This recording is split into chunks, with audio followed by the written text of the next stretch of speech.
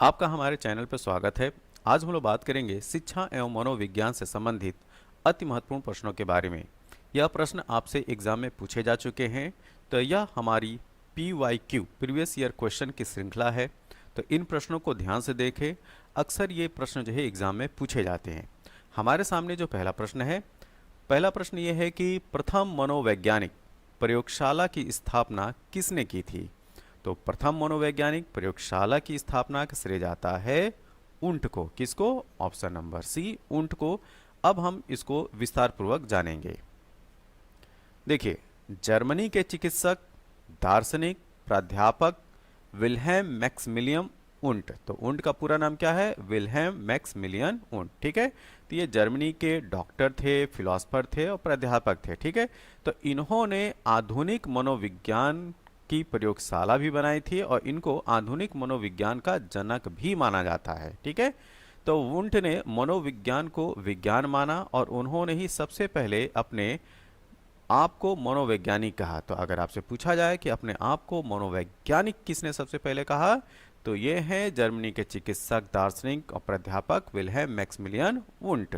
ठीक है, वे प्रायोगिक मनोविज्ञान के जनक माने जाते हैं। क्या? एक्सपेरिमेंटल साइकोलॉजी के भी फादर माने जाते हैं। ठीक है, तो आधुनिक मनोविज्ञान, ये चीज़ तो ध्यान रखना ही है। और साथ में क्या? एक्सपेरिमेंटल, प्रायोगिक जो साइकोलॉजी है मनोविज्ञान, उसके भी फादर माने जाते हैं। सन 1879 1879 में लिप्जिंग विश्वविद्यालय में मनोविज्ञान की पहली प्रयोगशाला स्थापित की थी। तो पहली प्रयोगशाला इन्होंने कब स्थापित की थी? तो 1879 में लिप्जिंग विश्वविद्यालय में। इसके बाद मनोविज्ञान को एक स्वतंत्र विधा माना जाने लगा। ठीक है, तो स्वतंत्र विधा के रूप में या एक जो है वो स्वतंत्र सब्जेक्ट के रूप में मनोविज्ञान को इसके बाद ही कंसिडर किया जाने लगा। तो आपको इसमें क्या ध्यान रखना है, ये भी पूछा जा सकता है कि विल्हेम मैक्समिलियन वुंट जो है वो किस देश से संबंधित थे? तो जर्मनी याद रखिएगा। और इनको आधुनिक मनोविज्ञान का फादर भी बोलते हैं। इसके साथ उन्होंने अपने आप को, ठीक है, अपने आप को सबसे पहले मनोवैज्ञानिक भी कहा था। और वुंट ने ही मनोविज्ञान को विज्ञान, साइंस माना है। ये भी पूछा जाए कि मनोविज्ञान को साइंस मानने वाले शख्स का क्या नाम है, तो वो है वुंट। और प्रायोगिक मनोविज्ञान या एक्सपेरिमेंटल साइकोलॉजी के भी फादर माने जाते हैं वुंट। 1879 में लिप्जिंग विश्वविद्यालय में इन्होंने मनोविज्ञान की प्रथम प्रयोगशाला स्थापित की थी और इसके बाद मनोविज्ञान को एक स्वतंत्र विधा के रूप में क्रेडिट दिए जाने का जो श्रेय जो जाता है वो उंट को ही जाता है। ठीक है, अब हम चलते हैं अगले प्रश्न की तरफ। छात्र अधिगम का वार्क मॉडल इनके द्वारा प्रस्तावित किया गया था। तो आपको बताना है उस शख्स का नाम जिसने छात्र अधिगम का वार्क मॉडल दिया था। तो ये हैं नील फ्लेमिंग। कौन? नील फ्लेमिंग। अब जानेंगे हम विस्तार से।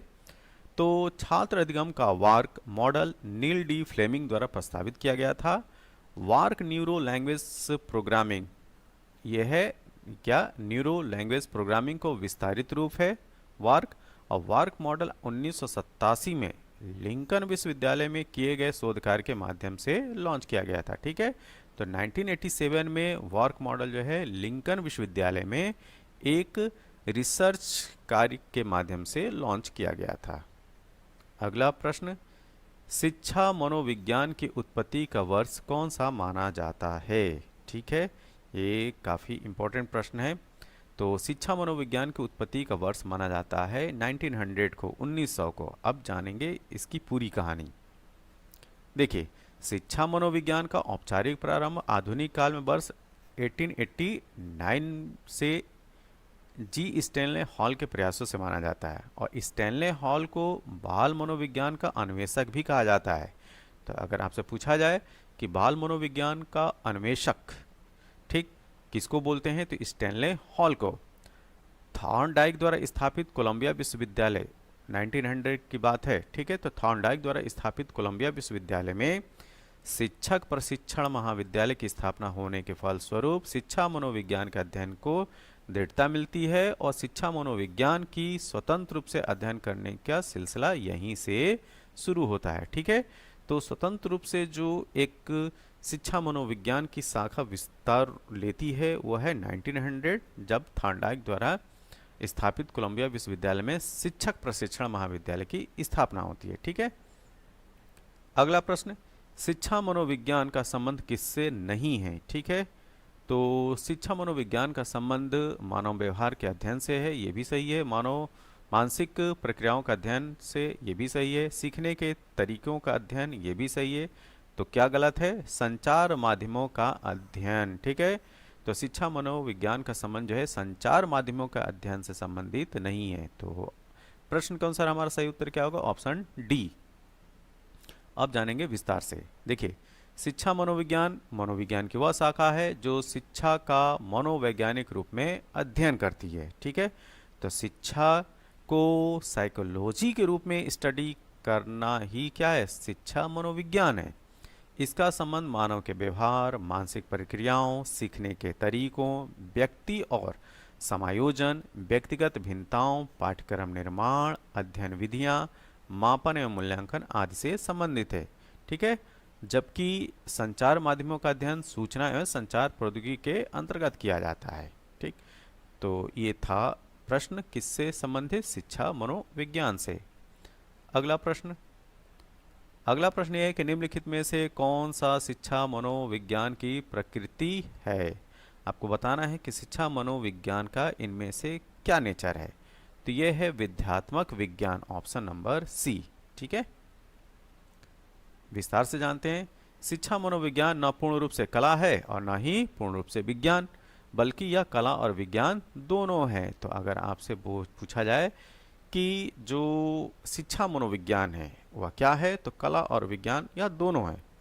शिक्षक अपने कला और कौशल से बालकों में अध्ययन के प्रति रुचि उत्पन्न करता है और बालक अपनी रुचि और प्रेरणा आवश्यकता अनुसार अधिगम प्रक्रिया में भाग लेता है। ठीक है, अधिगम मतलब लर्निंग।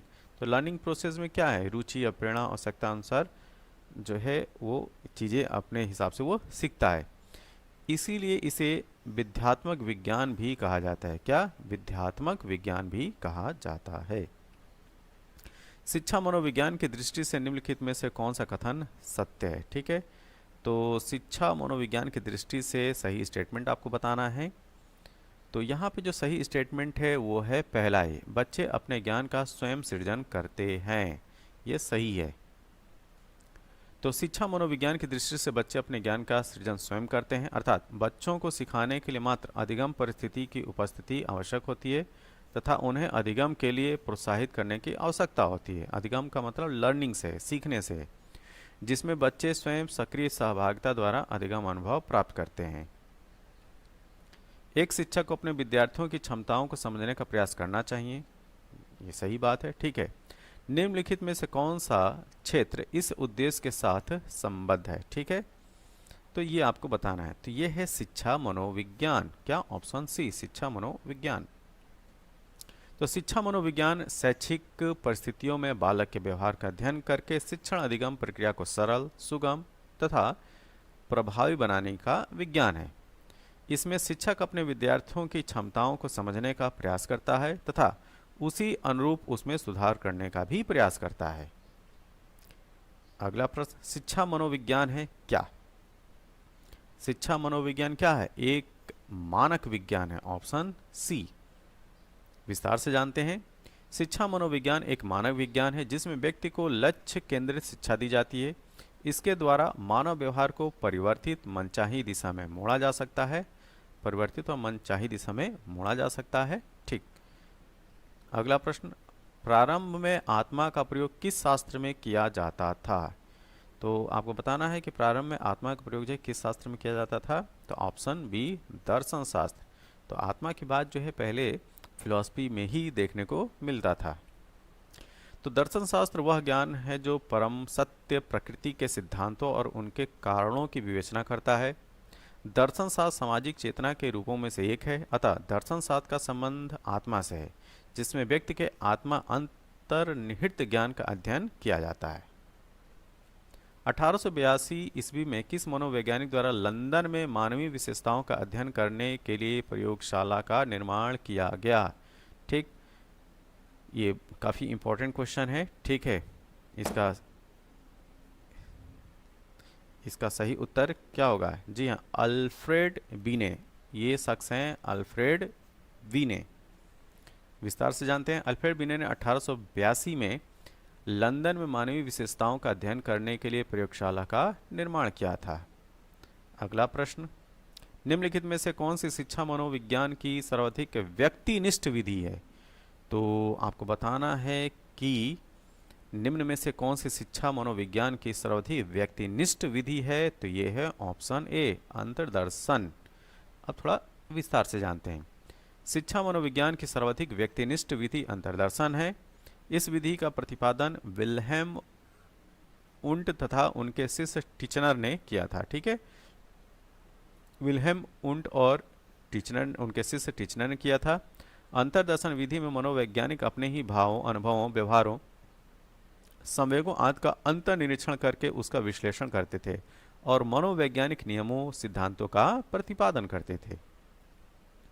निम्नलिखित में से कौन सा विकल्प शिक्षा मनोविज्ञान की एक सीमा है? ठीक है, तो निम्न में से लिखित में से कौन सा विकल्प जो है शिक्षा मनोविज्ञान की एक लिमिटेशन है? तो ये है व्यक्तिक विभिन्नताओं की समस्या, ऑप्शन डी। तो व्यक्तिक विभिन्नताओं की समस्या शिक्षा मनोविज्ञान की एक लिमिटेशन है, सीमा है।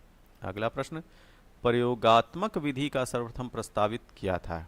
फिर से देखिए, प्रयोगात्मक विधि का सर्वप्रथम प्रस्तावित किसने किया था, ये आपको बताना है। तो ये है विल्हेम उंट ने, ऑप्शन सी। तो विल्हेम उंट जर्मनी के दार्शनिक और मनोवैज्ञानिक थे, जो कि हमने देखा पहले प्रश्न में। विल्हेम उंट ने 1879 में मनोविज्ञान की पहली प्रयोगशाला की स्थापना किया था और इन्होंने मनोविज्ञान के क्षेत्र में प्रयोगात्मक विधि का प्रारंभ किया और इसीलिए इन्हें प्रयोगात्मक मनोविज्ञान का, ठीक, एक्सपेरिमेंटल साइकोलॉजी का पिता भी कहा जाता है।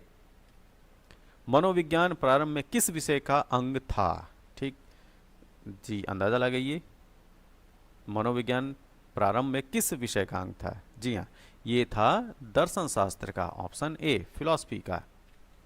तो मनोविज्ञान प्रारंभ में दर्शन शास्त्र का विषय हुआ करता था। मनोविज्ञान का जन्म ही दर्शन शास्त्र से हुआ है, इसीलिए मनोविज्ञान का प्रारंभिक विषय आत्मा रहा करता था। ठीक है, तो साइकोलॉजी में पहले जो है वो आत्मा पे ही फोकस करके स्टडी की जाती थी और दर्शन शास्त्र में भी जो मूल आधार होता है वो आत्मा ही होती है। अब दूसरा स्टेटमेंट देखते हैं। साइकोलॉजी दो शब्दों से मिलकर बना है, साइक लॉगस। साइक का मतलब होता है आत्मा, साइक का मतलब ही आत्मा होता है और लॉगस का अर्थ होता है अध्ययन। तो साइकोलॉजी क्या हो गया? आत्मा का अध्ययन। अतः अंग्रेजी शब्द साइकोलॉजी का शाब्दिक अर्थ क्या होगा? आत्मा का अध्ययन। ये भी ध्यान रखिएगा। तो अगर आपसे पूछा जाए साइकोलॉजी क्या, तो आत्मा का अध्ययन।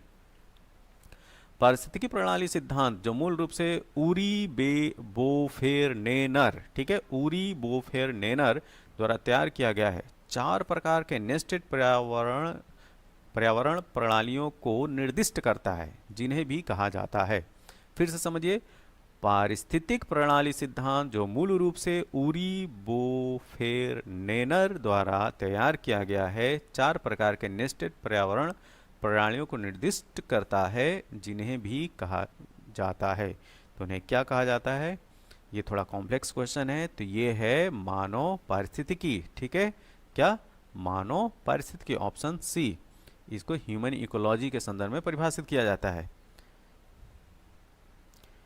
तो इसको थोड़ा सा डिटेल में जानते हैं। देखिए, पारिस्थितिकी प्रणाली सिद्धांत जो मूल रूप से ऊरी ब्रेनर द्वारा तैयार किया गया है, 4 प्रकार के निष्ठित पर्यावरण प्रणालियों को निर्दिष्ट करता है, जिन्हें मानव पारिस्थितिकी, ह्यूमन इकोलॉजी भी कहा जाता है। ठीक है, तो ब्राफनेबर एक विकासात्मक मनोवैज्ञानिक थे और इन्होंने मानव विकास और उसके पारिस्थितिकी को समझने के लिए 4 प्रकार के पारिस्थितिकी स्तर बनाए, जो मानव विकास के प्रत्येक चरण को निर्धारित करते हैं।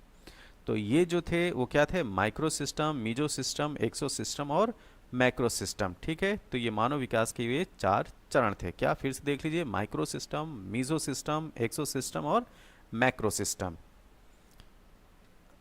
औपचारिक वातावरण में होने वाले अधिगम का द्वारा अध्ययन किया जाता है। ठीक है, तो औपचारिक वातावरण में होने वाले अधिगम का, यहाँ पे जो है खाली स्पेस था, ठीक है। तो यहाँ पे बताना है कि किस द्वारा अध्ययन किया जाता है। तो अधिगम का किसके द्वारा अध्ययन किया जाता है? तो यहाँ पे जो सही उत्तर है ऑप्शन बी, ठीक, शिक्षा मनोविज्ञानी। तो औपचारिक वातावरण में होने वाले अधिगम का शिक्षा मनोविज्ञानी द्वारा अध्ययन किया जाता है, ऑप्शन बी।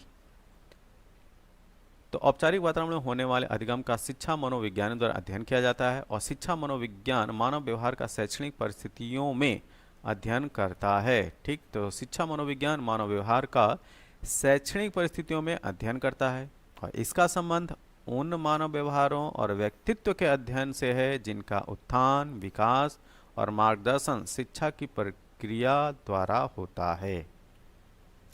व्यक्ति बिना किसी अंतर्निहित मानसिक प्रकरण के पैदा होता है, ठीक है। फिर से इस स्टेटमेंट को देखिए, व्यक्ति बिना किसी अंतर्निहित मानसिक प्रकरण के द्वारा पैदा होता है, और इसलिए सभी ज्ञान अनुभव या धारणा से आते हैं। इस धारणा को संदर्भित किया जाता है किसके द्वारा? तो यह जो है ये है मासूम मन स्थिति, तबला रास, ठीक है, तबला रासा। एक्चुअली में इस चीज़ को समझने की कोशिश करते हैं। इसमें यह है कि जब बच्चा पैदा होता है तो उसके मन मस्तिष्क में कुछ भी जो है लिखा हुआ नहीं रहता है, बिल्कुल वह कोरी स्लेट की तरीके से होता है। जिस तरीके से स्लेट होती है ना, जिसमें कुछ ना लिखा हो, तो उसी तरीके से जब बच्चा पैदा होता है तो उसका भी मन मस्तिष्क जो एकदम खाली होता है, उस पर कुछ भी नहीं होता है। ज्यों जो बच्चा जो है, जो सोशल इंटरेक्शन होता है उसके परिवार से, उसकी माँ से, तो उस चीज़ से वो जो है वो धीरे धीरे चीज़ों को सीखना स्टार्ट करता है। तो यह ज्ञान कैसे आता है? उसकी अनुभव से या एक परसेप्शन से। तो ये जो कॉन्सेप्ट है कि व्यक्ति बिना किसी अंतर्निहित मानसिक प्रकरण के पैदा होते हैं और इसलिए सभी ज्ञान अनुभव या धारणा से आते हैं, ये कॉन्सेप्ट है तबला रासा का, ठीक है।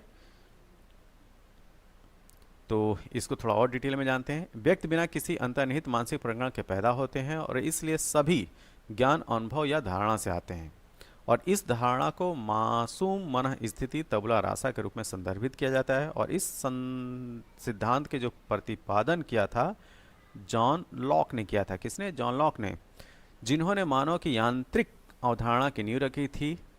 और लॉक के अनुसार अनुभव हमारे दिमाग में हमारी इंद्रियों को कैप्चर करने की एक प्रति बनाते हैं। समय बीतने के साथ हम उन प्रतियों में पैटर्न का पता लगाना सीखते हैं, और जो हमारे दिमाग में रहते हैं और जो अवधारणाओं को प्रकट करता है। बदले में इन धारणाओं को एक दूसरे के साथ भी जोड़ा जाता है, और इस प्रक्रिया से पहले जटिल अवधारणाएं उत्पन्न होती हैं। तो पहले जो है सिंपल जो है परसेप्शन अवधारणाएं जन्म लेती हैं, फिर वो जो है एक दूसरे से जुड़ जुड़ के जो है वो कॉम्प्लेक्स चीज़ें बनती हैं, ठीक। और उन्हें पहले समझना मुश्किल होता है, ठीक है। तो सिंपल टू जो है कॉम्प्लेक्स, ये लर्निंग प्रोसेस होता है। तो जब बच्चा पैदा होता है तो उसके मन मस्तिष्क में कुछ भी नहीं होता है। धीरे धीरे वह जो वो समाज के साथ इंटरेक्ट करता है, वह जो है अपने अनुभव से चीज़ें सीखना प्रारंभ करता है। तो ये जो टेबुलर रासा का कॉन्सेप्ट था जॉन लॉक के द्वारा दिया गया था। तो यह वीडियो आपको कैसा लगा? जैसा भी लगा हो आप अपने सुझाव जो हैं कमेंट बॉक्स में ज़रूर दें।